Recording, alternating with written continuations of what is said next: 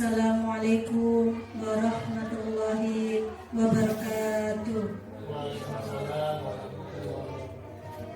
Selamat pagi Bapak Ibu Guru SDN Sumberharjo.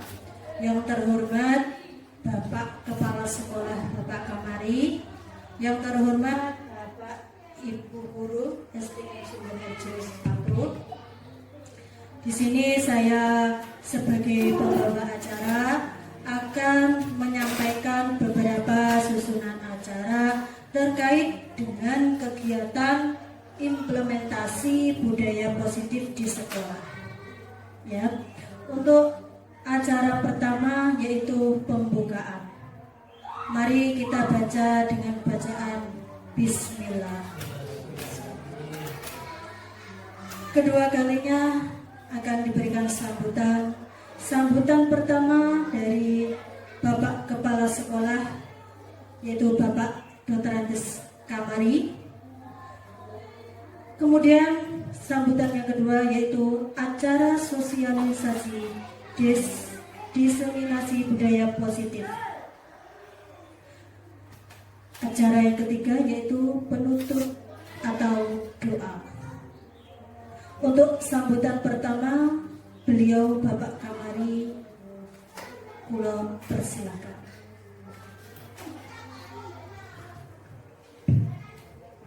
Bismillahirrahmanirrahim. Assalamualaikum warahmatullahi wabarakatuh. Alhamdulillah rabbil alamin. Wassalatu wassalamu ala asrofil anbiya'i wal mursalin sayyidina wa maulana Muhammadin wa ala alihi wa sahbihi ajmain. Amma ba'du. Yang terhormat Bapak Ibu Guru SDN Sumberharjo 1 Sumberjo yang berbahagia, alhamdulillah, puji syukur kehadirat Allah Subhanahu wa Ta'ala atas limpah nikmatnya kepada kita semuanya, serta tak lupa salawat serta salam tetap kita aturkan kepada baginda Rasulullah Sallallahu Alaihi Wasallam dengan ucapan Allahumma sholli ala sayyidina Muhammad wa ala ali sayyidina Muhammad. Bapak Ibu yang saya hormati, alhamdulillah pada kesempatan hari ini kita dapat mengikuti kegiatan calon guru penggerak. Alhamdulillah untuk tahun ini Pak Guru kita Pak Imam Shodikin SPD telah menyelesaikan beberapa tahapan calon guru penggerak, dan pada akhirnya pada hari ini kita bisa mengikuti kegiatan diseminasi aksi nyata modul 1A dalam rangka implementasi budaya positif di sekolah. Mudah-mudahan apa yang diperoleh oleh Pak Imam Shodikin SPD dalam mengikuti kegiatan guru penggerak, setidaknya yang pertama adalah bisa membawa sekolah kita menjadi sekolah yang lebih baik. Dan yang kedua, harapan kami setelah lulusnya Pak Imam Shodikin mengikuti guru penggerak ini bisa memberikan motivasi kepada guru yang lain untuk mengikuti jejak Pak Imam Shodikin. Setidaknya bisa mengikuti program pemerintah yang dicanangkan di tahun ini dalam kurikulum Merdeka Belajar, yaitu mengikuti guru penggerak. Mudah-mudahan Bapak Ibu semuanya bisa mengikuti kegiatan tersebut secara sekaligus untuk meningkatkan kompetensi kita dalam rangka pelayanan pendidikan di sekolah kita. Untuk selanjutnya harapan kami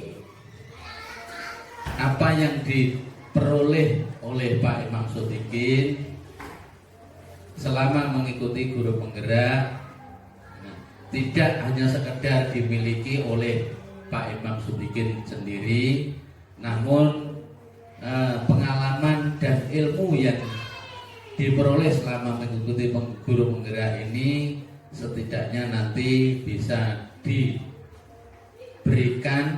kepada teman yang lain, baik itu terkait dengan kebijakan-kebijakan yang ada maupun potensi-potensi yang kita butuhkan dalam rangka pelayanan pendidikan, pelayanan kepada peserta didik agar anak-anak kita bisa memperoleh pengetahuan, memperoleh ilmu yang kita harapkan, dan kelak nanti apabila mereka anak-anak kita itu sudah lulus bisa menerapkan karakter ataupun ilmu yang diperoleh di sekolahan ini di lingkungan mereka masing-masing. Dan untuk selanjutnya, untuk Bapak Ibu guru semuanya, meskipun Bapak Ibu guru yang belum bisa mengikuti apa yang diikuti oleh Pak Imam Sodikin, setidaknya kita juga memberikan motivasi kepada Pak Imam Sodikin agar Pak Imam Sodikin bisa menyelesaikan tugas-tugasnya yang insya Allah selama 6 bulan ke depan bisa terselesaikan dan bisa mengikuti semua kegiatan-kegiatan dan tidak mengalami kendala apapun. Jadi intinya dengan adanya guru penggerak di sekolah kita, secara otomatis kita sudah mengalami kemajuan satu langkah untuk lebih maju, untuk lebih yang dikatakan mengikuti program-program dari pemerintah, dari hasil-hasil guru penggerak tersebut. Setidaknya anak-anak kita itu sedikit atau lebih banyak mendapatkan ilmu yang bermanfaat dari apa yang dilakukan oleh guru penggerak. Secara otomatis ya, ini guru penggerak yang diikuti oleh teman-teman guru yang ada di SDN Sumberharjo 1 itu sudah memberikan warna bahwa SDN Sumberharjo 1 ini akan menapak sedikit ke depan yang menyongsong program pemerintah terkait dengan kurikulum Merdeka Belajar. Saya kira itu yang dapat saya sampaikan. Mudah-mudahan harapan kami kepada Bapak Ibu guru semuanya yang belum bisa mengikuti mendaftar sebagai calon guru penggerak, mudah-mudahan dengan sosialisasi yang disampaikan Pak Imam Sodikin SPD nanti, hati Bapak Ibu guru semuanya bisa tergerak dan mengikuti program calon guru penggerak untuk tahap-tahap berikutnya. Saya kira itu yang dapat saya sampaikan. Kurang lebihnya mohon maaf yang setulus-tulusnya. Saya akhiri. Assalamualaikum warahmatullahi wabarakatuh.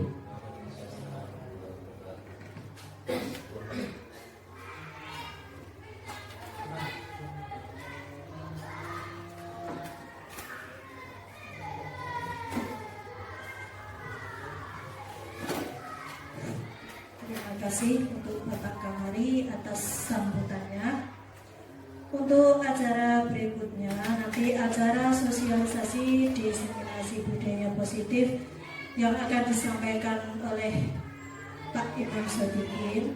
Sebelum acara sosialisasi, acara saya tutup dengan bacaan doa yang akan disampaikan oleh Bapak Rohim.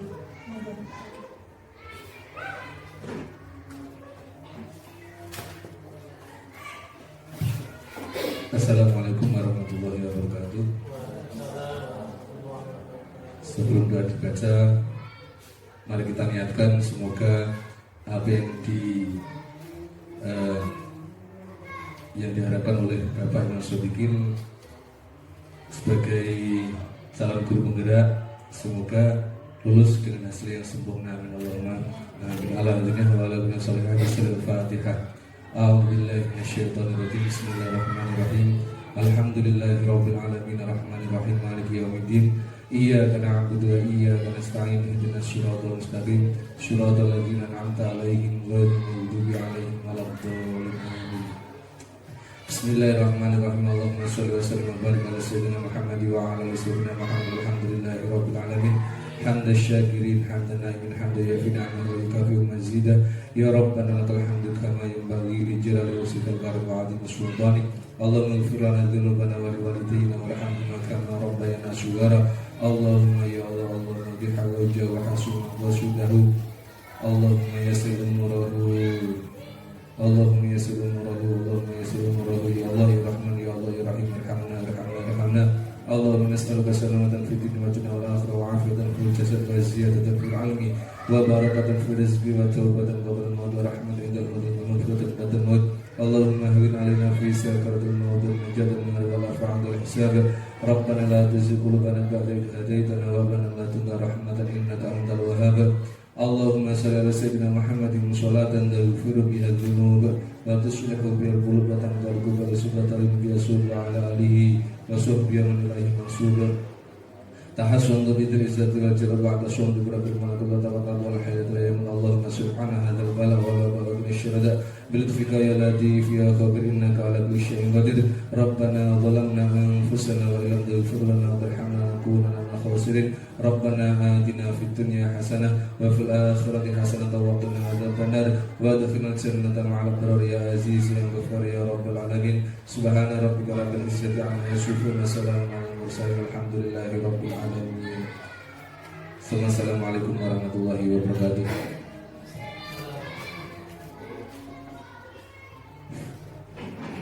Sampai di sini saya sebagai pembawa acara akan mengundurkan diri. Sebelumnya saya minta maaf apabila ada kata-kata yang kurang berkenan di hati panjenengan. Wassalamualaikum warahmatullahi wabarakatuh.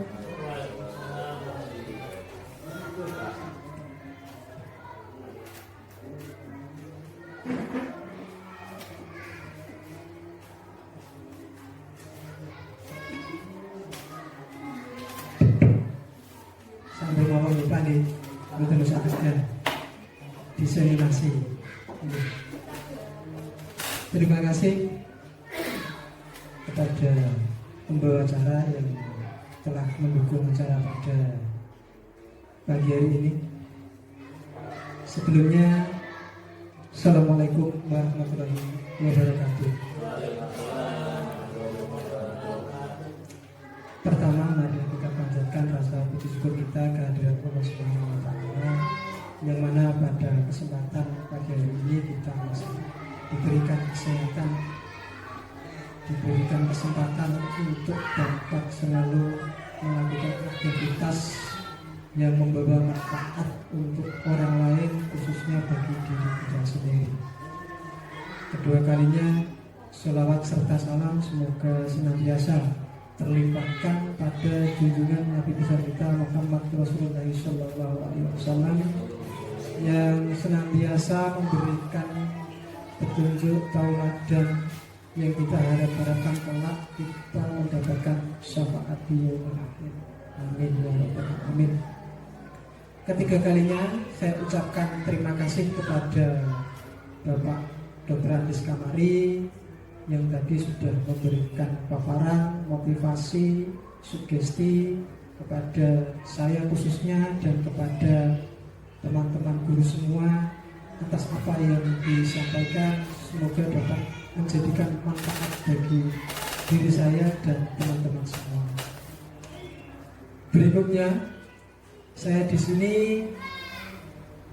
sebagai CGP, calon guru penggerak Angkatan 9 yang berangkat dari Unit Kerja SDN Sumberharjo 1, Kecamatan Sukoharjo, Kabupaten Bojonegoro, yang alhamdulillah tahun 2022 diberi amanat untuk mengikuti program pelatihan guru penggerak Angkatan 9 yang sampai saat ini sudah memasuki fase yang kedua, yaitu pada modul 2.1. Jadi apa yang sudah saya laksanakan itu tidak semata-mata atas jerih payah ataupun hasil dari saya sendiri, tapi merupakan kerjasama dan dukungan motivasi yang diberikan oleh Bapak Kepala Sekolah dan teman-teman guru semuanya. Jadi masukan, saran, motivasi itu sangat berarti bagi diri saya untuk selalu memberi saya dorongan supaya saya lebih bersemangat untuk mengikuti bahkan sampai menyelesaikan pada tahap akhir nanti. Bapak Ibu guru semuanya, pada pagi hari ini merupakan tagihan aksi nyata yang sebetulnya merupakan tugas daripada diri saya pribadi, yaitu untuk melakukan desiminasi. Desiminasi itu istilah yang terbaru, yang dulu namanya istilahnya sosialisasi, tapi memiliki makna yang sama. Kalau desiminasi itu diambil dari kamus bahasa, istilahnya pembibitan. Jadi pembibitan itu dimulai dari awal sampai akhir, sampai nanti memanen. Ini memiliki proses ataupun tahapan-tahapan yang tidak boleh kita tinggalkan. Itu ya. Jadi secara umum desiminasi itu adalah sosialisasi. Untuk hari ini beserta dukungan dari teman-teman semuanya serta Bapak Kepala Sekolah, nanti kita akan mencoba untuk menggali, menginventarisir kekuatan serta kelemahan yang ada di sekolah kita, untuk selanjutnya nanti dari hasil dari ini bisa kita jadikan refleksi dan sekaligus sebagai tindak lanjut ke arah yang lebih baik. Sampun ya, kita diseminasi. Jadi istilahnya sama, sosialisasi. Berikutnya, salam dan bahagia untuk Bapak Guru semuanya. Ini adalah salam yang memberikan sugesti. Jadi diharapkan kita setiap hari sebelum berangkat ke sekolah, hati kita itu tertata dengan baik, kita memiliki motivasi dengan cerah, memiliki kebahagiaan pada hari kita ketika nanti kita sampai di sekolah, kita bertemu dengan murid-murid kita dengan ceria. Itu yang diharapkan. Jadi ini salam yang merupakan karakter daripada guru penggerak itu ini. Salam dan bahagia untuk kita semuanya. Jadi upah yang hari ini tidak bahagia mungkin itu berarti rugi ya. Jadi kebahagiaan itu dilahirkan dari diri kita sendiri. Mungkin ada dari orang lain, teman di sekitar kita yang selalu memberi motivasi, dukungan pada diri kita.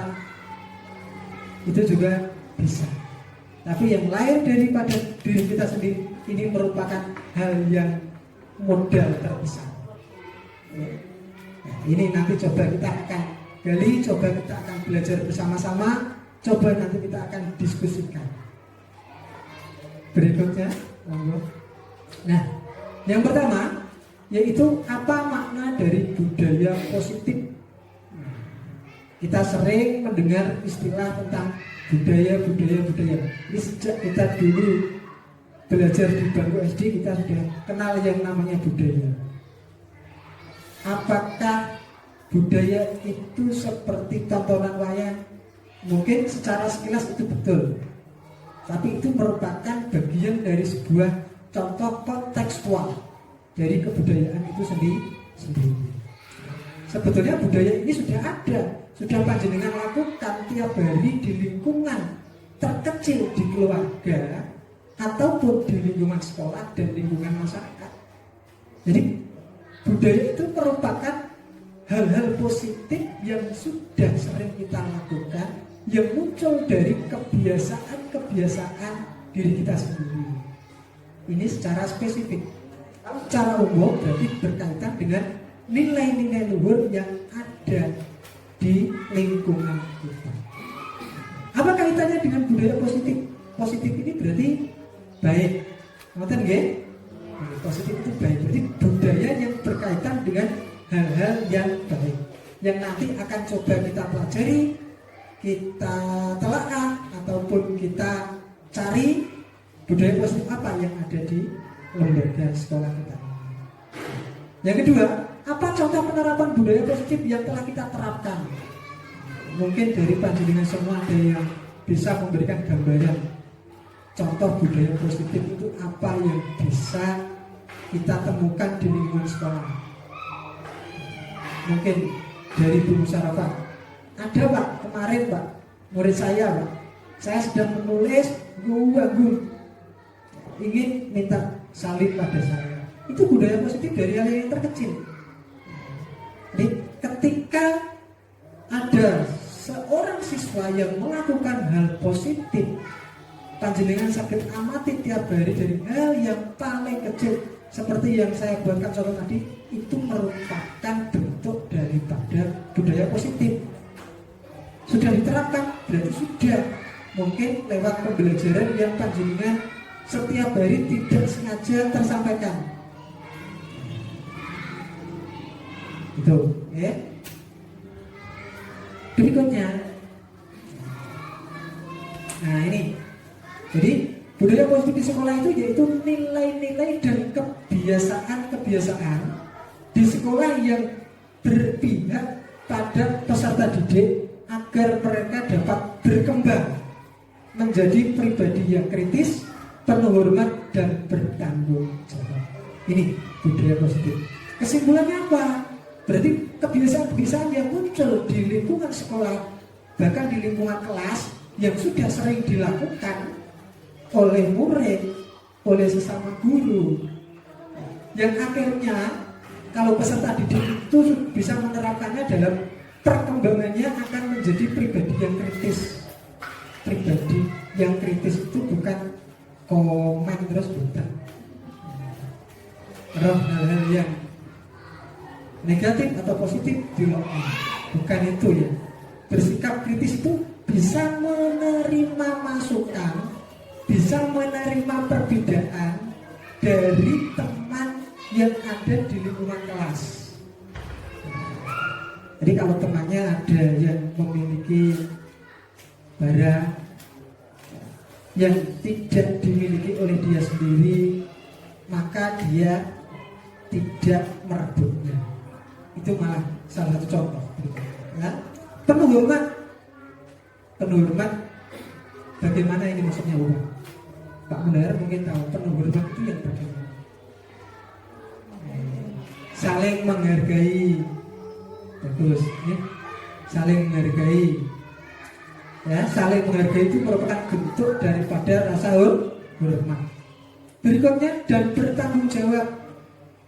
Bertanggung jawab itu dari hasil apa yang sudah peserta didik lakukan, yang nanti akan menghasilkan sebuah tindakan itu sendiri bisa diterima, dilakukan dengan rasa sadar tanpa adanya paksaan ataukah impeachment.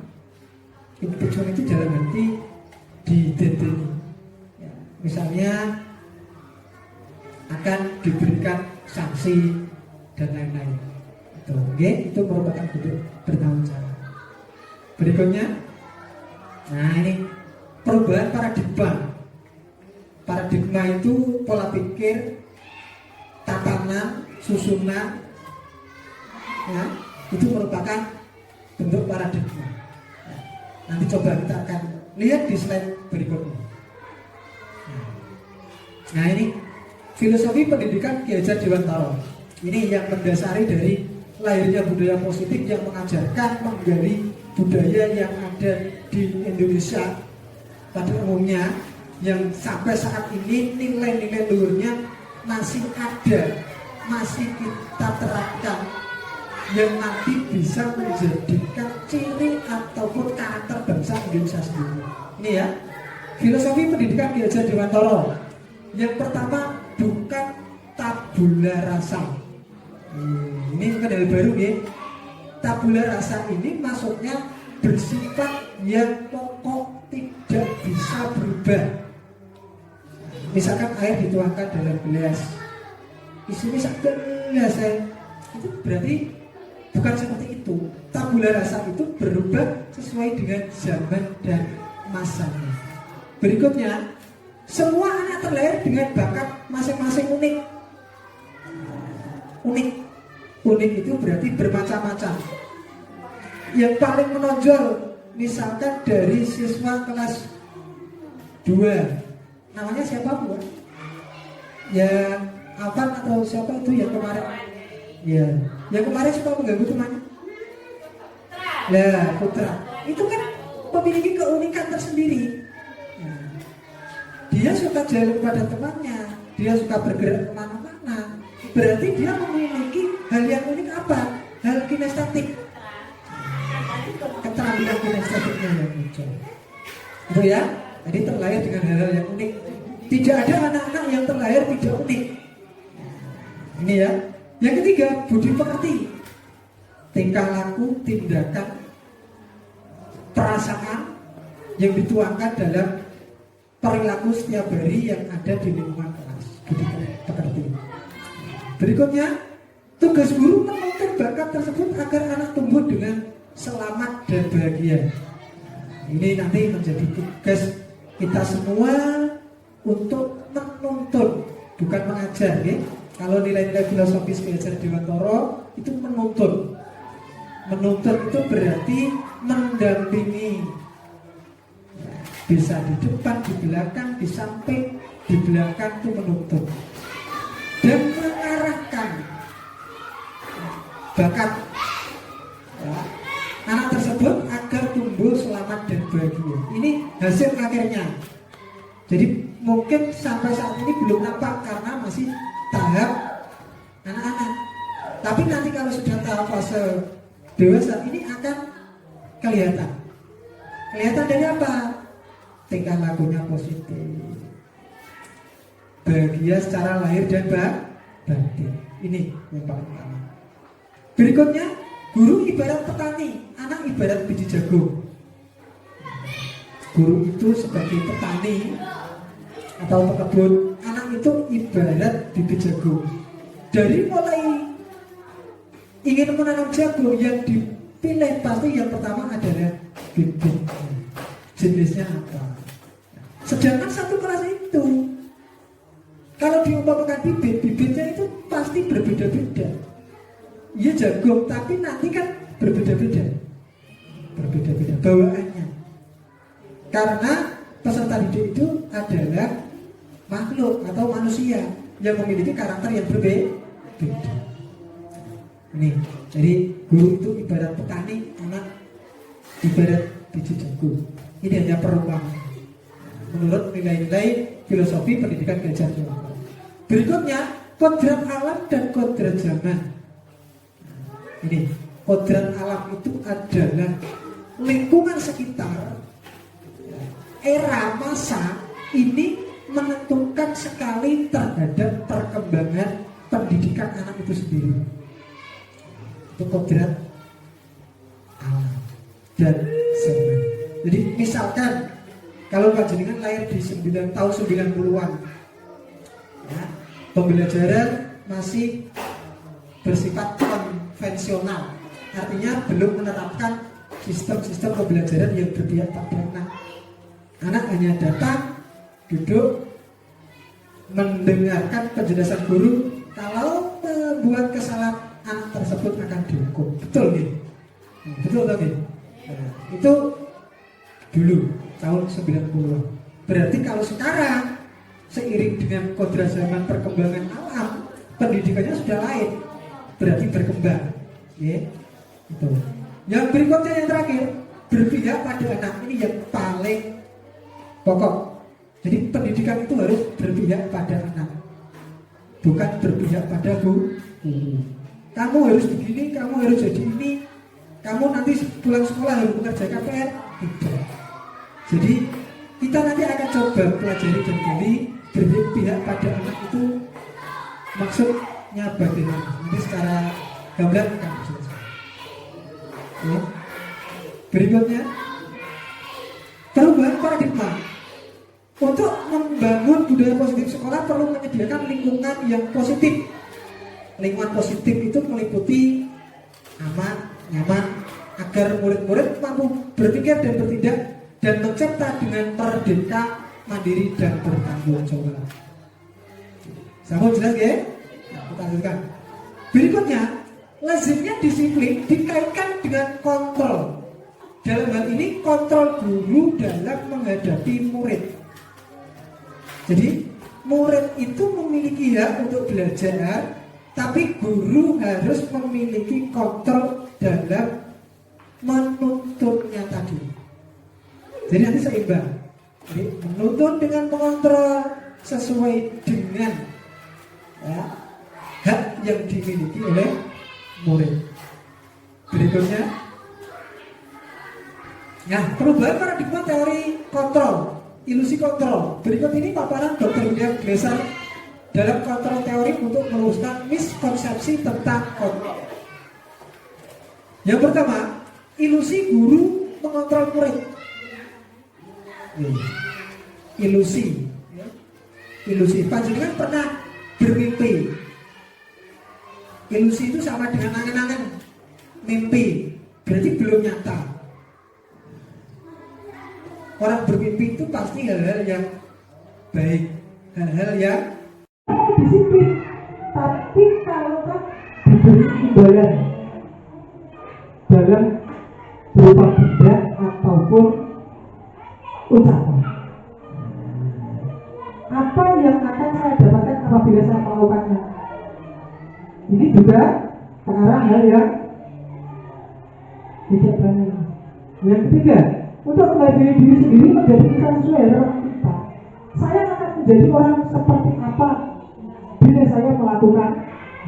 Ini ada takdir, ini motivasi eksternal dari luar ini. Kalau yang ini motivasi eksternal, motivasi internal, tujuan disiplin positif. Tujuannya dia ketika ini. Saya akan menjadi orang yang bagaimana kalau saya nanti berdisiplin. Berikutnya. Nah ini ada diagram lingkaran seperti telur. Yang paling tengah ini ada peraturan kelas. Nah, peraturan kelas yang dulu dibuat peraturan kelas. Terus ada keyakinan kelas, ada lingkungan positif yang nanti akhirnya akan timbul yang namanya budaya positif. Kalau yang dulu peraturan kelas itu dibuat ya yang buat guru harus begini, harus begini, harus begini. Tapi saat ini mungkin ada perubahan bahwa peraturan itu nanti bisa dibuat dari keinginan siswa masing-masing, kemauannya berbeda. Mungkin ada pertanyaan di sini. Nah, kita belajar berikutnya. Ya. Nah, keyakinan kelas, hukuman dan penghargaan. Mengapa tidak peraturan saja? Mengapa harus keyakinan kelas? Ini pertanyaan. Bukan peraturan aja, keyakinan kelas. Beda loh antara peraturan dan keyakinan. Peraturan itu dibuat satu orang, guru, satu individu.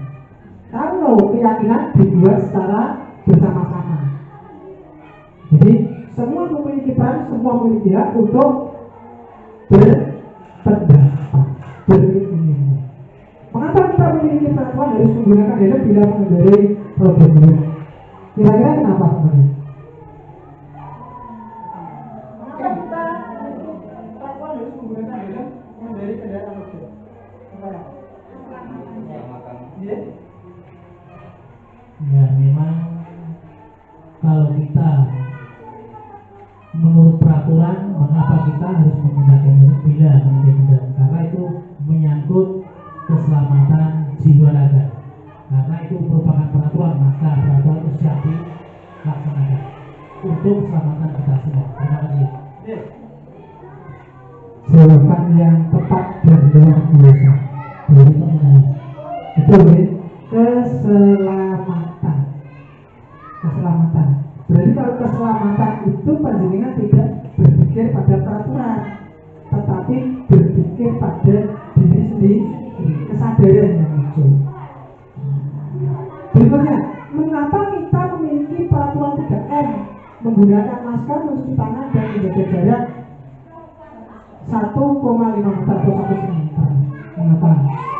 Pasti jawabannya seperti ini, supaya saya lebih aman dari virus.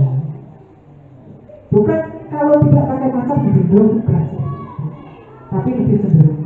Berikutnya, mengapa kita memiliki peraturan harus datang tepat waktu pada saat mengikuti pelatihan? Datangnya mesti tepat waktu pada saat itu. Mungkin ada yang berpendapat, sekarang dari yang perempuan. Kalau kita dalam pelatihan tepat waktu, otomatis kan dari semua materi kita akan mendapatkan materinya. Kalau kita terlambat, ya kita rugi sendiri. Materinya kita hanya dapat separuh. Jadi kita harus mentaati waktu untuk tepat waktu.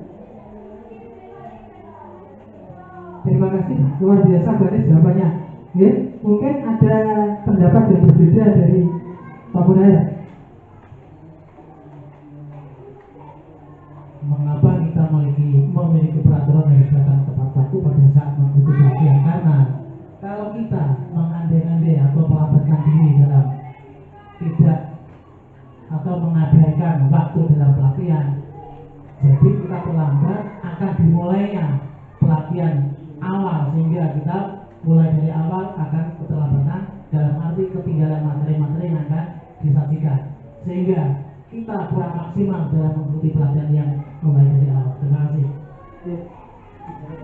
Luar biasa dari Baris dan Pak Munahir. Berarti kesadaran yang muncul pada diri sendiri. Berikutnya, mengapa kita memiliki peraturan dan jadwal tepat waktu sudah ya? Untuk mendukung motivasi intrinsik dari dalam diri kesadaran. Kembali ke nilai-nilai keyakinan lebih menggerakkan seseorang dibandingkan mengikuti serangkaian peraturan. Ini mungkin panjenengan perjalanan dari rumah ke sekolah, melihat orang naik sepeda ke kanan ke kiri, itu berarti belum memiliki kesadaran. Ada yang lampu merah merobot, itu berarti belum memiliki kesadaran.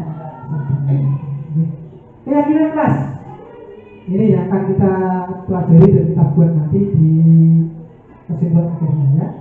Keyakinan kelas adalah nilai kebajikan. Kebajikan itu istilahnya modern saat ini ya. Kurikulum merdeka kebajikan itu hal-hal yang baik, hal-hal yang positif ya. Atau prinsip-prinsip universal yang disepakati bersama secara universal. Secara universal itu dari prinsip yang ada di sebuah lingkungan yang dibuat, dilaksanakan, disepakati secara bersama-sama. Baik itu lepas dari latar belakang suku, negara, bahasa maupun negara. Ini menurut Gosich pada bukunya Cetak Terbit pada tahun 2019. Suatu keyakinan akan lebih memotivasi seseorang dari dalam intrinsik seseorang akan lebih bersemangat untuk menjaga keyakinan daripada sekedar mengikuti serangkaian peraturan. Jadi kalau keyakinan itu berarti orang-orangnya semangat. Jadi dari dalam diri selalu bahagia. Ini berarti keyakinan. Keyakinannya kuat. Berikutnya, jadi pembentukan keyakinan kelas. Keyakinan kelas bersifat abstrak, nyata dari sebuah peraturan yang lebih rinci dan konkret. Keyakinan kelas berupa pernyataan-pernyataan yang universal. Pernyataan keyakinan kelas dapat dibuat dalam bentuk positif. Ya. Keyakinan kelas sebenarnya tidak terlalu banyak sehingga mudah diingat dan dipahami. Semua warga kelas sebaiknya ikut kontribusi atau berkontribusi dalam membuat kegiatan kelas lewat curah pendapat, diskusi singkat antara siswa dan guru dalam suasana yang nyaman. Itu merupakan bentuk curah pendapat. Bersedia meninjau kembali keyakinan kelas dari waktu ke waktu. Berarti keyakinan kelas ini tidak paten dibuat sampai satu semester, satu tahun pelajaran, tetapi bisa direvisi ketika keyakinan tersebut sudah menjadi budaya positif. Terus diberi hal baru. Berikutnya, nah ini peraturan. Di sisi kiri peraturan, di sisi kanan keyakinan kelas. Kalau peraturan selalu kembalikan buku ke tempatnya, ini merupakan contoh kalimat. Tetapi kalau keyakinan kelas nilai kebajikan yang ingin dituju, itu merupakan bentuk tanggung jawab. Tidak usah disuruh, tetapi sudah melakukan. Jadi itu tanggung jawab. Beritahu. Ini perilaku yang muncul. Berikutnya, dilarang mengganggu orang lain. Keyakinan kelas menghormati orang lain dan diri sendiri. Hadir di sekolah 15 menit sebelum pembelajaran dimulai.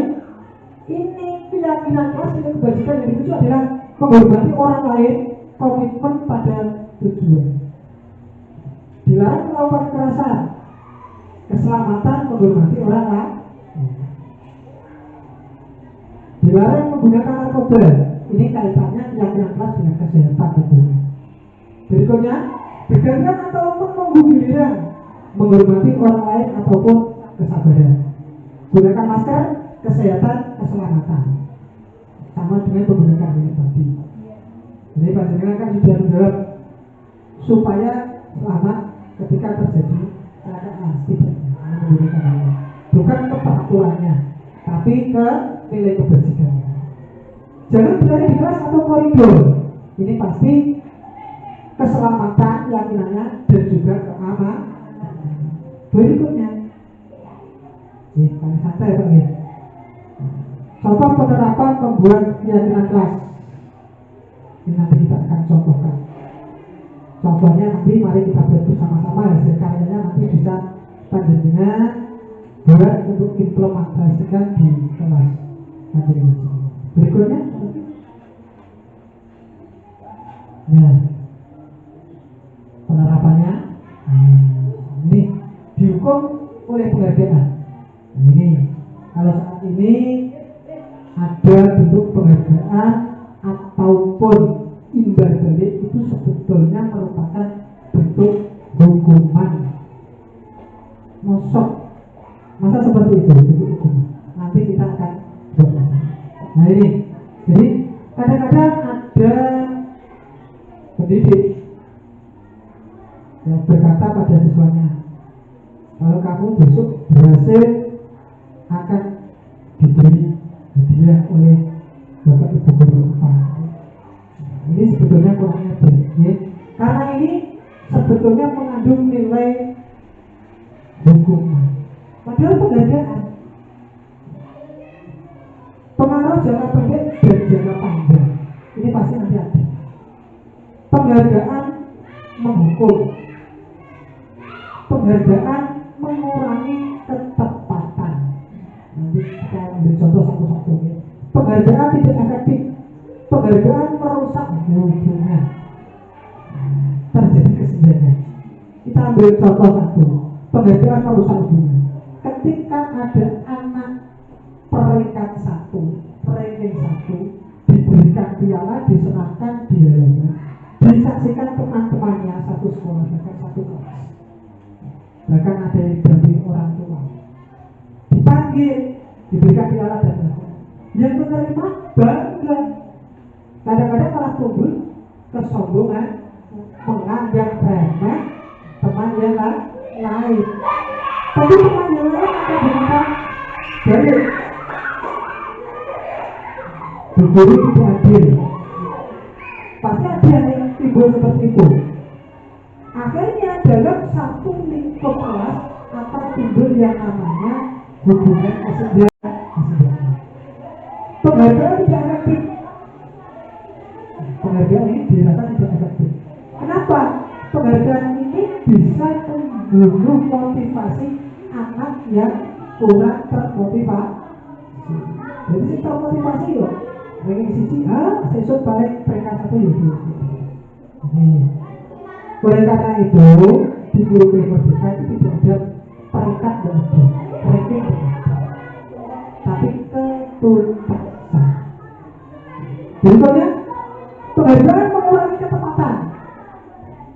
Penghargaan, misalkan di sekolah kita siapa yang paling datang pagi tiap hari diberikan hadiah.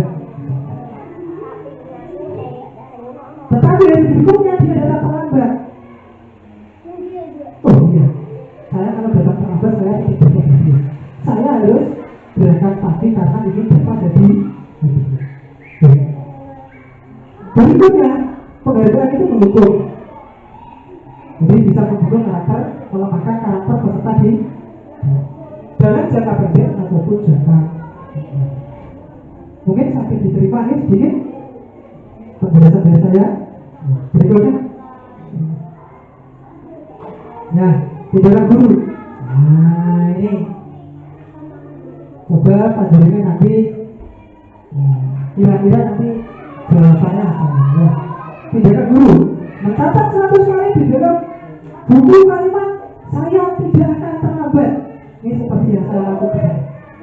Iya, langsung menulis misalkan surat al-fatihah tidak masuk 5 kali misalkan. Ini merupakan hukuman atau konsekuensi. Panjenengan tinggal menjelaskan hukuman atau konsekuensi. Konsekuensi. Berikutnya, ya, lari mengelilingi lapangan basket 2 kali karena terlambat dari sekolah. Hukuman atau konsekuensi? Hukuman. Jadi kan sambil ingat-ingat ya. Yang berikutnya, murid diminta pusat 15 kali karena tidak menggunakan masker di sekolah. Hukuman. Nah, menggantikan kertas tugas teman yang pernah dicoret-coret. Sudah, panjenengan berarti sudah mulai paham, ya. Membersihkan tumpahan air di meja tulis karena tersenggol pada saat belajar. Konsekuensi. Berikutnya, meminta murid tidak mengenakan sepatu seharian di sekolah karena tidak mengenakan sepatu hitam. Oh, betul. Lari mengelilingi lapangan basket 2 kali karena terlambat 10 menit untuk pelajaran BCK.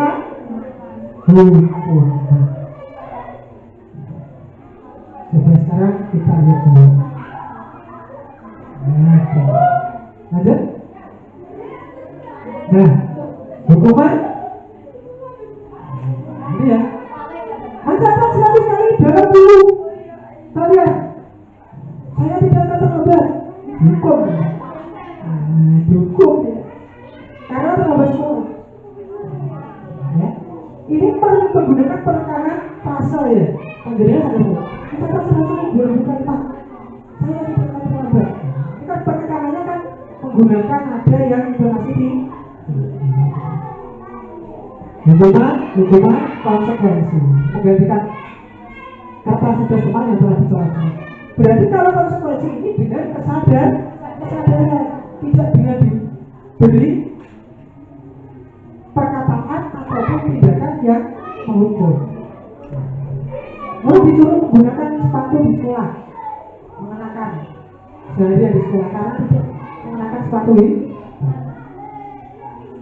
Lari memiliki lapangan basket doang karena terlambat sebelum untuk pelajaran berikutnya. Kenapa ini konsekuensi?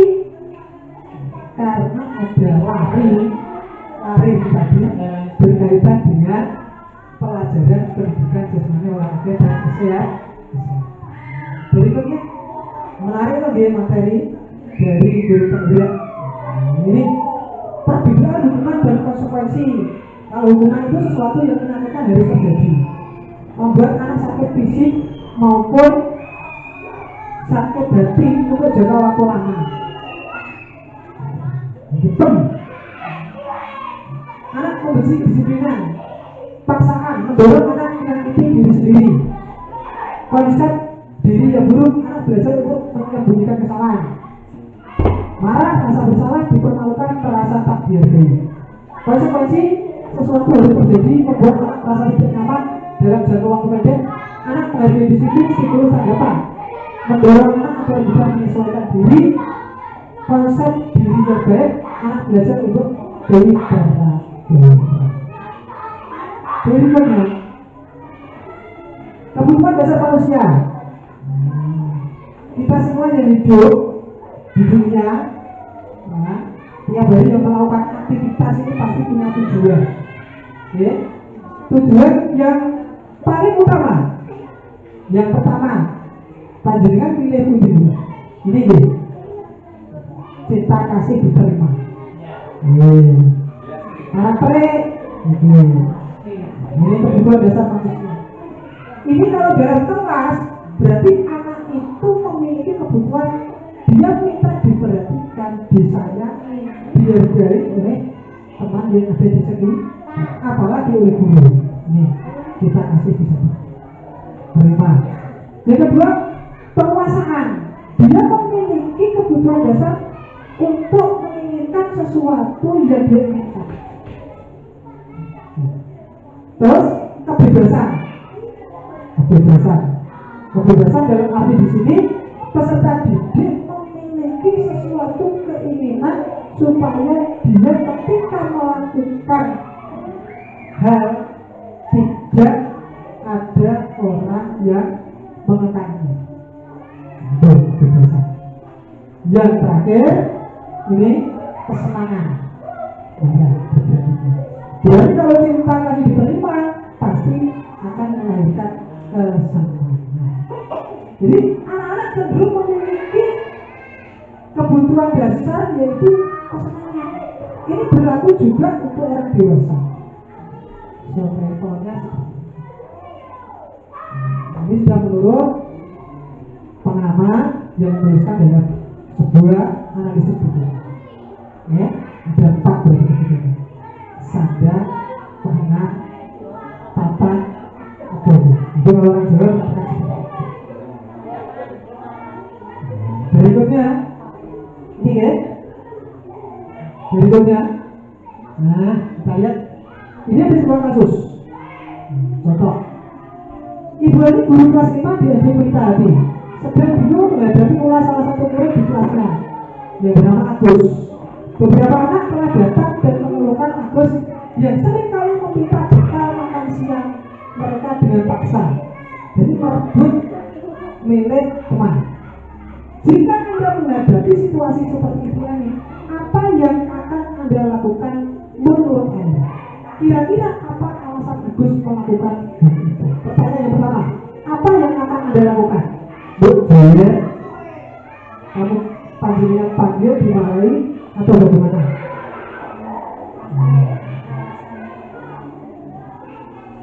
Iya tepat. Nah, itu. Jadi dipanggil, ditanya alasannya kenapa melakukan hal tersebut. Itu dari masuk pada identifikasi. Bagus nanti dikatakan ya. Nah, berikutnya, kira-kira apa alasan Agus tadi? Ini ada. Dalam konteks penerapan di sini, aku langsung ngomong ini. Slide berikutnya. Nah, dalam konteks yang positif berarti sebaiknya mencari tahu alasan Agus. Betul tadi yang disampaikan oleh Baris tadi. Jadi mengidentifikasi masalah, melakukan tindakan hukum agar mencapai kebutuhan mana yang sedang berusaha dipenuhi Agus.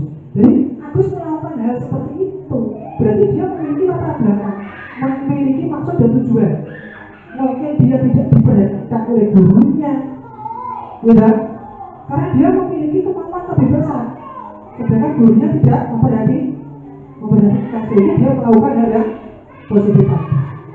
Jadi apabila zaman itu karena dia lapar, orang tuanya tidak membawakan bekal makanan siang, oke, jawabannya ini utangnya lesu, contohnya beli makanan diminta paksa. Apabila jawaban Agus karena ia senang, temannya jadi memperhatikan dirinya, caper jadi ingin diperhatikan, muncul kebutuhan ini.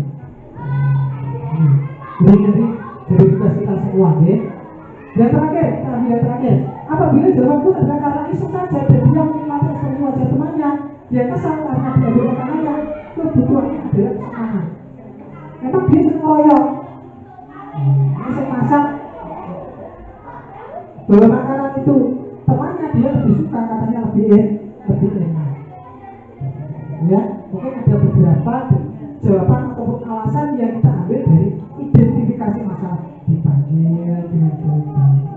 Seperti putra itu jangan langsung dipanggil senangannya apa? Senangannya apa? Pengen gitu. Aku rekreasi Pak. Senang rekreasi Pak. Ya, besok sekolah akan rekreasi kami ikut ya. Ikut.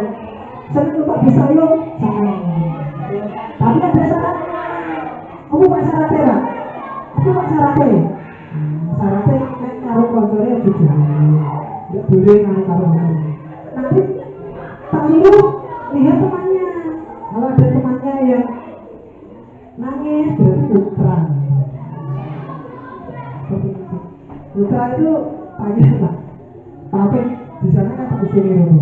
Pak, ini mau dibuat apa Pak? Putra. Katanya buka. Katanya buka mau dibuat orang. Ini nanti sudah jual kelas 1, kelas 2, kelas 3 bergantian. Ya, Pak, begini nanti Pak. Saya ngomong Pak. Iya. Lah kok semua kan Pak kayak saya berarti kolaknya. Ya buka semuanya belum datang. Berikutnya kalian sadar. Ya, 5 posisi kontrol. Ya, ini nanti akan saya berikan filenya untuk panjenengan sampai pelajari. Jadi guru ini memiliki 5 posisi kontrol. Ada yang penghukum, ada yang pembuat merasa bersalah, ada yang teman, ada yang memposisikan pemantau, ada yang manajer. Panjenengan sakit berilusi, saya pada posisi mana? Misalnya hukum berarti ya hukum, pembuat merasa bersalah di sebelah mereka. Boleh kalau kita terus itu ini merasa bersalah. Teman membuat alasan-alasan untuk mereka. Dia dekat, baik hubungan dengan teman. Tapi nanti ada sisi negatifnya apa? Murid akan merasa tidak lebih hormat pada guru. Pemantau menghitung dan mengukur. Ini beberapa kata yang sering muncul. Apa peraturannya? Menyesuaikan diri bila di luar saja menyesuaikan diri. Murid meletakkan guru, peraturan dan hukuman di dunia berkualitas sampai dengan menitikberatkan pada sanksi ataupun hadiah untuk diri. Ini umatku. Nah, yang diinginkan posisi ini kita saat ini manajer. Jadi sekolah itu diinginkan sebuah perusahaan yang memiliki produk tertentu yang mana produk itu bagaimana bisa laku keras di pasar. Betul. Juga pengembangan apa yang kita yakini, menguatkan pribadi. Berikutnya, nah ini sudah mau selesai. Apa itu restitusi? Ini hubungannya dengan hukuman tadi. Restitusi. Restitusi adalah proses menciptakan kondisi bagi murid untuk memperbaiki kesalahan mereka, sehingga mereka bisa kembali pada kelompok mereka dengan karakter yang berbeda. Ini restitusi. Proses menciptakan kondisi berarti ada suatu permasalahan, kita identifikasi, kemudian kita perbaiki kesalahan itu untuk tidak terulang, tetapi dengan posisi mereka yang melakukan kesalahan itu kembali pada karakternya yang lebih kuat atau kelompoknya. Next, berikutnya ini 9 ciri restitusi. 1. Bukan untuk menutupi kesalahan, namun untuk belajar dari kesalahan. 2. Memperbaiki hubungan. Tawaran bukan pasangan.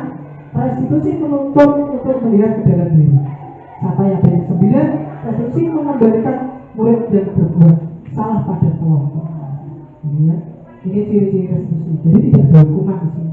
Adanya adalah tawaran, menuntut, mencari cara yang paling baik untuk memperbaiki, fokus pada karakter, fokus pada pekerjaan.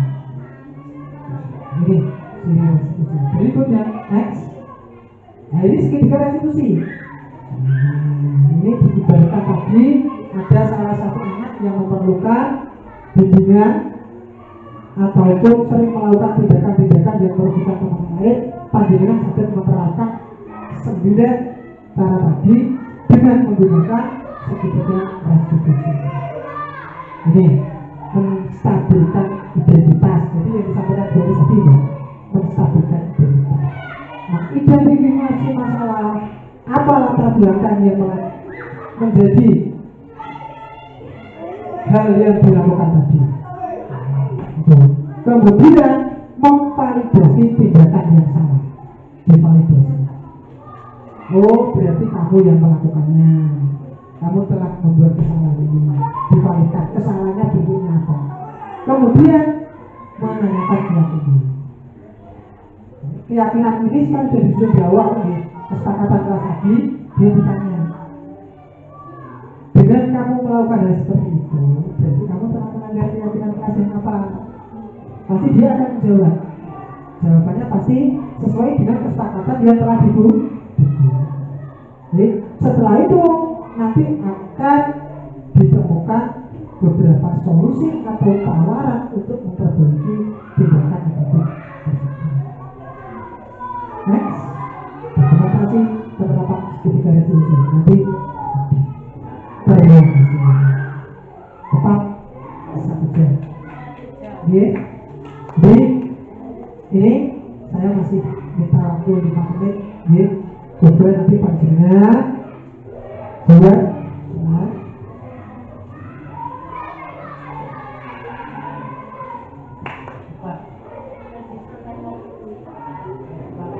nilai-nilai kebajikan yang ada di kelas ini. Nanti seumpama ini adalah kelas kita ini satu sekolah. Jadi nanti nilai kebajikan panjenengan menginginkan yang bagaimana. Nilai-nilai kebajikan itu termasuk bergotong royong, saling menghormati, suka menolong. Itu kan nilai-nilai kebajikan. Kasih sayang.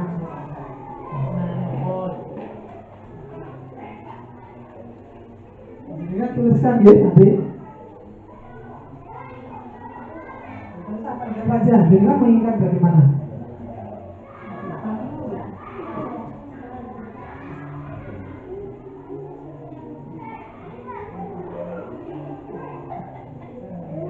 Monggo ini ada speaker. Oh ini saya mungkin bisa terbaca.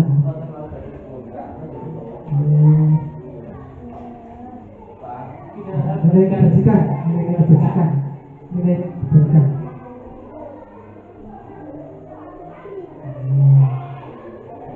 Jangan menginginkan bagaimana dikenal.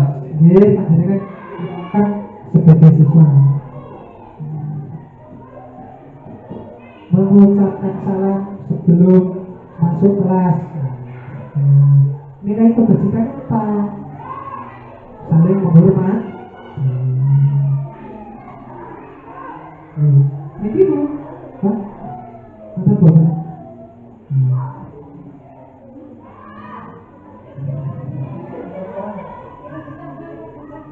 Ya, tidak usah cari jawaban. Jadi pengen di kelasnya. Ini seumpama besok siswanya di Kalau kelas 1 ya bisa ya tetap diberikan. Senang nih cacat ini. Mengingat bagaimana.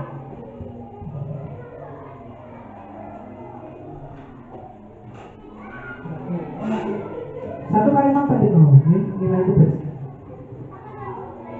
Ya. B.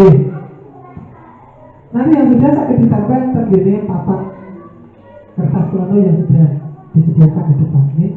Panjenengan langsung tambah di sini.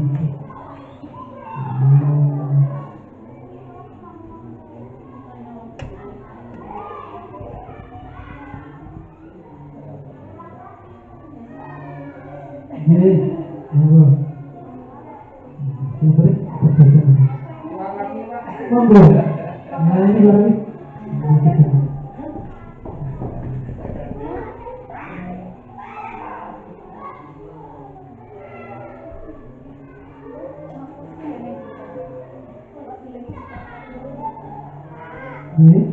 Nah, jadi kamu ingat bagaimana ya? Nah, selalu datang tepat waktu di sekolah.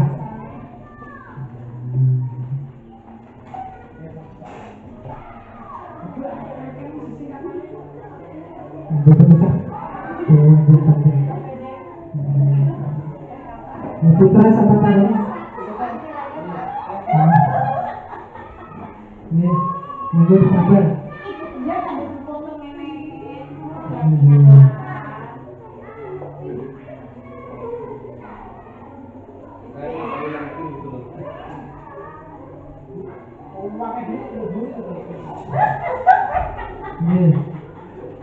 Apa ya? Sekarang kalau sudah, coba akan saya bacakan, keinginannya panjenengan, Jadi keinginan itu boleh diarahkan, tapi tidak boleh disuruh. Diarahkan boleh, tapi tidak boleh disuruh. Ya. Mengucapkan terima kasih apabila dikasih bantuan ataupun makanan dan lain-lain. Ini nilai kebajikannya apa? Terima kasih, diberi, bersyukur, saling menghormat, ya. Nah, lagi. Berikutnya, bekerja sama membersihkan kelas. Selalu diadakan kuis sebelum pulang sekolah. Kalau bekerja sama nilai kebajikannya apa? Gotong. Yes, kita catatkan di sini. Sama ya. Berikutnya, saya wajib membaca buku sebelum diajar guruku. Nilai kebajikannya disiplin. Sama berarti antara satu murid dan murid yang lain. Tapi kalau muridnya banyak mungkin pasti ada yang sama. Berikutnya, keadilan tanggung jawab, tujuan bersyukur, lurus, hati-hati, kasih sayang. Yuwakan. Ini menguasai dari 3 rumahnya. Nah, selalu memberi saran. Nah, selalu memberi saran ini bisa bentuk daripada saling menghormati ataupun karakter tentang keagamaan itu apa? Ini saling menghormati, saling menghormati.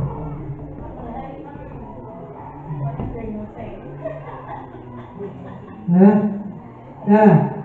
setelah panjenengan susun seperti ini Bu, nanti anak bisa disuruh untuk ikut menuliskan dalam tulisan karyanya sendiri, terus ditempel, ya, panjenengan jelaskan, diberi penguatan, diberi refleksi, ya, supaya nanti apa yang sudah dibuat ini untuk dilaksanakan dengan sebaik-baik. Ini tidak ada paksaan. Jadi dia aku tahu nulis kayak sih. Wah, aku berani. Berarti nanti kamu kalau melanggar itu, bukan dengar ya, kamu tidak melakukan itu. Seharusnya apa yang kamu berbuat? Kalau dia tadi merebut makanan temannya, dia pasti akan mengatakan saya akan meminta maaf.